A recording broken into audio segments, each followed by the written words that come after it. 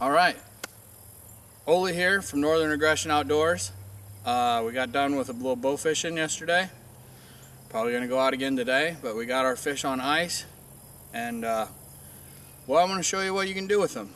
They're not just trash like everyone thinks. Some people use them as fertilizer. Yes, I do too, but they are really good to eat. There's a whole reason the entire world eats carp. I'm gonna show you buffalo. There's a distinction. Everyone says they're all the same. They're not. Buffalo is actually a sucker, completely different species. But anything I show you today, you can do the same thing with a carp. Common carp, any other, drum, any of that. But today we're going to do buffalo. Like I said, you can interchange them. We're going to smoke them. I'm particularly fond of some dip that I just invented a couple weeks ago, so I'm going to use mine for that. But you can eat it cold. Well, that's the best way to eat it. Some people eat it warm. I think you put it in the fridge for a little longer when you're done, but we'll get to that a little later. So sit there and enjoy a little bit, see what you can see. We'll try and figure it out for you. Okay, let's see. All right, I got a few tools to make your life a lot easier. You don't need them all. You use your own discretion, but I found it makes everything a lot easier, especially if you're gonna do a bunch of them. One, a fillet knife.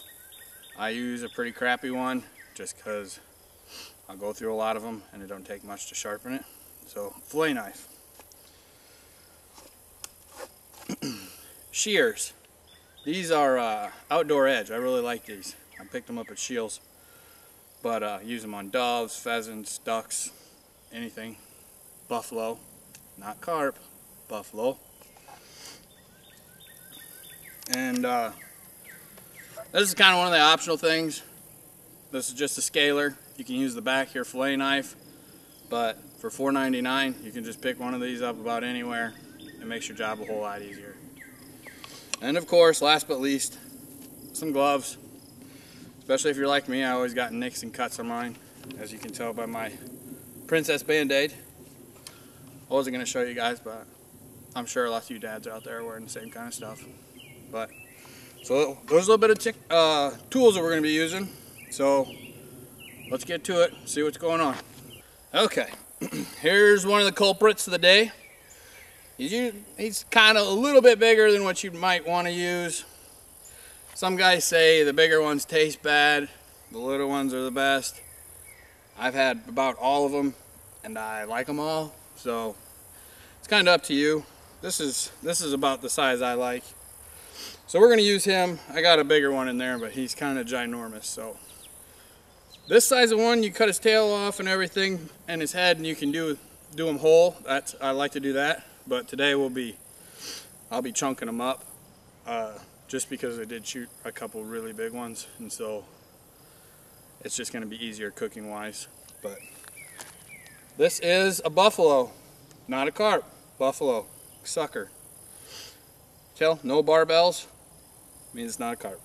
But okay, we're gonna do a little improvisation here, and let's see what happens. Okay, so the first thing I usually like to do is I leave the head on first, grab the scaler. It's just easier to hold on to. I don't cut the head off right away because I have something to hold on to, and just run this against the grain.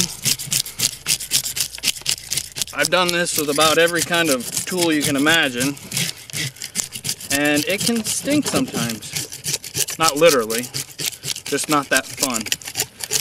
But then, as it usually takes me in my old age, I just wise up and use the right tool for the right problem.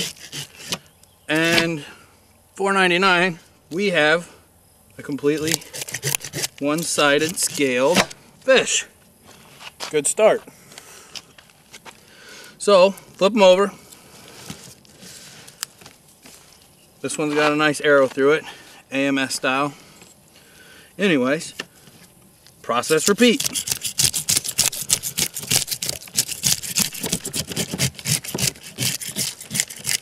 And beware of flying scales. They might hit you in the face. Just one more reason to wear PPE. I'm just kidding. These are polarized glasses. But my life is PPE. Okay. Now comes a little bit of knife work. It's not real bad. I like to do is take it right down the belly here and just skim it. And with these buffalo, you find there's a whole line and it'll just take right off the top and you won't hit the entrails or nothing.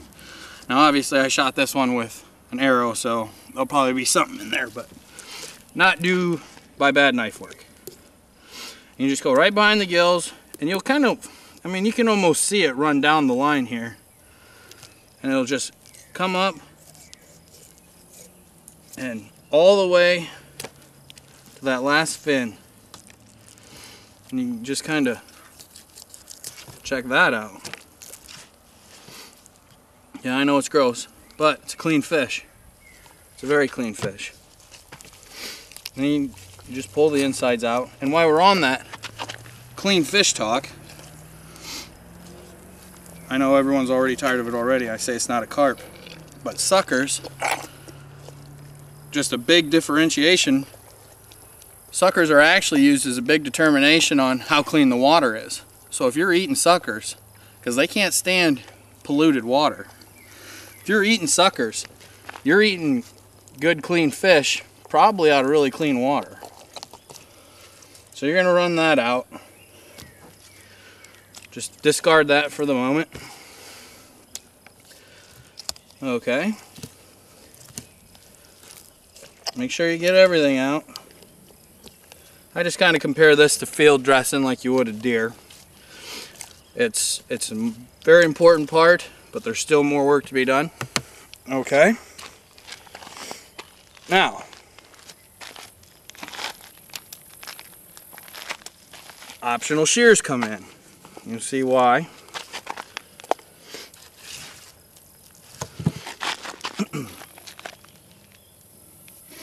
Okay.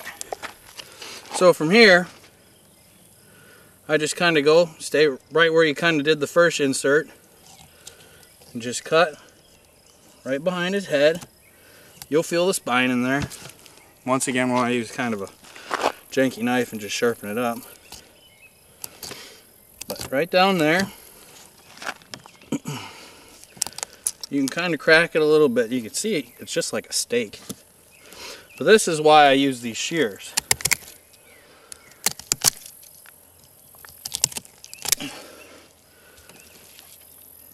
And I just made that look really easy. Sometimes it's not that easy. I just must be having a good day.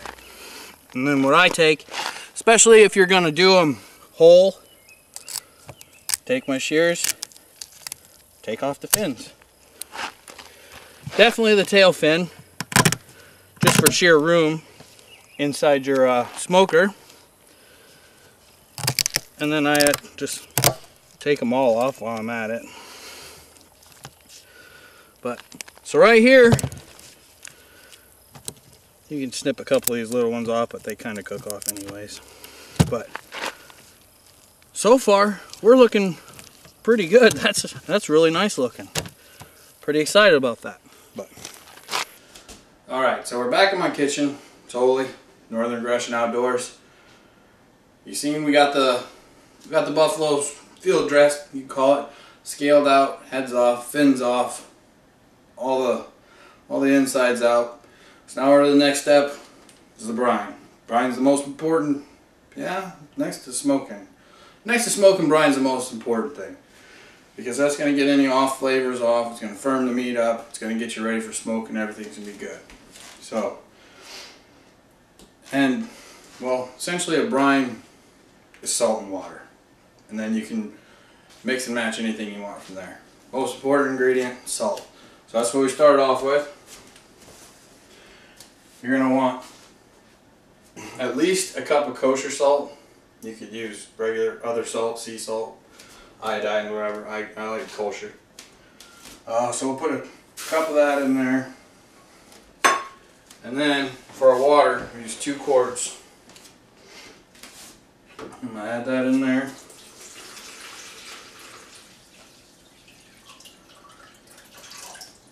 And that. Essentially, if you just left that by itself, you have a brine. we like to go big or go home, so we're going big. Now, outside of salt and water, the brown sugar, pretty important. At least I think it kind of sweetens it up. I like it. If someone does it right, swear to God, it tastes like a Christmas ham after you take it out of the fridge the next day. You can go with a cup or 2 cups. I'm not that specific about it, as you'll see, about everything.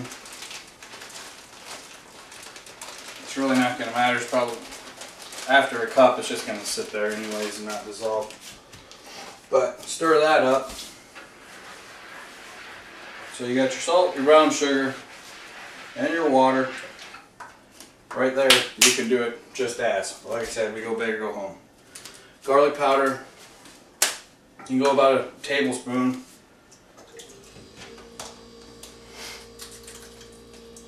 I like to go a little more. Pretty much after the salt, sugar, water, everything else is optional. Worcester, like that, you can go a couple teaspoons. Again, I won't measure it because I don't really care. It's all good. Lemon juice helps. Off flavors, pulls it out. You don't want to get, this is one of them you don't want to get too carried away with, but like I said, make it your own. Switch it around and change it. Normally I don't add spicy stuff, but I'm going to try it today. So that's just Frank's Red Hot. Cayenne pepper. Generous. You can definitely leave that out if you don't want it. And just in case you get a little liquid smoke in there, we're going to be smoking it for quite a while at a low temperature, so you're going to get plenty of smoke in there, but I like mine nice and smoky because, like I said, I'm going to put it in like a cream cheese dip, and so you kind of lose a little bit of the smoke that way too. And I'm using pecan wood. It's not as strong as, like, say, hickory. Oh, that was onion powder. I think I might have called it garlic powder. Garlic powder here. Got liquid smoke, Worcester, cayenne. That looks, oh, black pepper. Again, that probably usually you do about 2 tablespoons, but I do more. Ooh. That one's got plenty. Now make sure you scrape all this bottom. Stir it up as much as you can and kind of make a super solution if you remember freshman science class. Super saturated solution. Would be better if we heated it up and then let it cool down, but this will work. Okay. Smells good. Tell that right now. Now, we're ready for our fish. Fellas, if you're going to do this in your wife's kitchen, make sure it's pretty clean, or you have pre-approval, and make sure you clean yourself up. Because, yeah, I've been known to leave scales here and there. Wives don't like that. Mine's pretty cool. I get away with a lot of stuff, but you might not be so lucky. So I'm going to rinse off these. I chunked them up too. I told you that earlier. Chunked them up. I'm gonna rinse them down real good, and we're gonna put them in here in our solution here for 24 hours. And then I'll get back at you in the next step, and we'll go from there.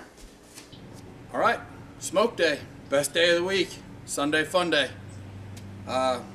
We've got the fish. They've been in the brine for 24 hours. We just took them out. We let them air dry on some cookie racks for about an hour. That way you get a nice little glaze over them before we put them in the smoker. We're going to start the smoker about 150 degrees, and then we're slowly going to raise the temperature up to about 200 until we get an internal temperature around 165, 175. You'll be able to see I chunked up the fish because of the various sizes of them. so it'll get us a little bit closer. I'm probably gonna have to take some out earlier than others, but you kind of want to try and keep all the fish the same. But that's why we chunked them up. You can leave them whole. Like I said, I like to do that too if you can get them all about the same size fish, and it looks pretty cool too when you do a whole fish. But these are chunked up. We'll get it going, and I'll let you see a little up close what it looks like. Unfortunately, you won't be able to smell it, but it's pretty good. And we'll get the smoker going. This is what we're working with. This is our chunked up buffalo, all ready, prepped, brined, ready to go. We're going to throw her in the smoker. We're walking right now about 225 degrees. We're probably halfway through. Got some good smoke. We'll be checking on it in a little bit.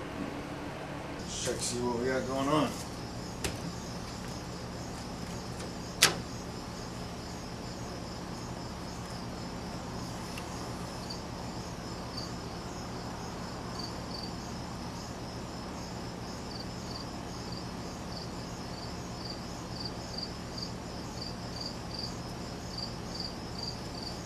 $170.